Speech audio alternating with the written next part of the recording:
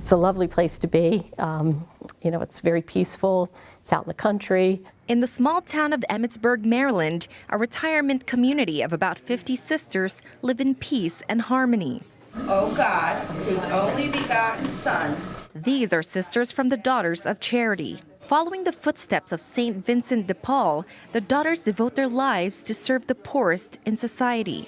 Now retired from their everyday responsibilities, these sisters worked in schools, hospitals, nursing homes, orphanages, and out in the streets to help the needy.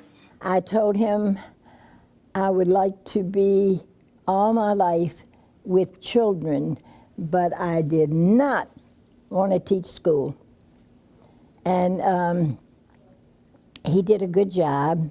He put me in children's homes all my community life. So when I get up there, I got to give him a special hug for that. Sister Josephine Murphy is 94 years young and has been living at Villa St. Michael for more than 5 years. From reading books on her Kindle to answering phone calls from children she had taken care of during her vocation, she says she is living her life to the fullest. And it's beautiful, it's relaxing, and it's a happy life. So I'm truly grateful. Even Sister Eileen Davis, whose present duty is a sacristan, appreciates all the love and support she receives at Villa St. Michael. Here we're really like a family, and we're all together and can manufacture some things, or even sometimes there's so many things going on, you have to pick and choose which ones you will use. I wish everybody could have what we have. It would be a wonderful thing. Unfortunately, not all retired religious enjoy the same amenities. Today, more and more aging clergy and women religious are in need of such care, as fewer vocations translate to an increasingly aging population. Sister Stephanie Still is the executive director of the National Religious Retirement Office.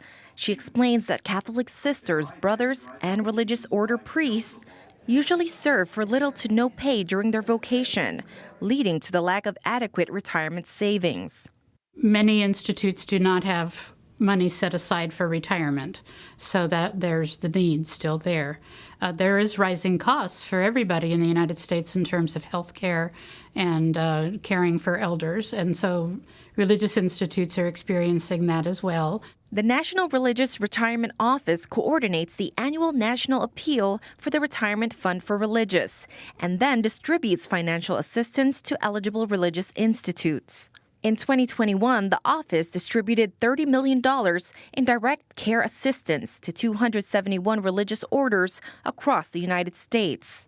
Based on data submitted to the office by participating communities, in 2022, there were about 25,000 retired religious men and women. The total cost for their care every year exceeds $1 billion, which amounts to about $50,000 per member.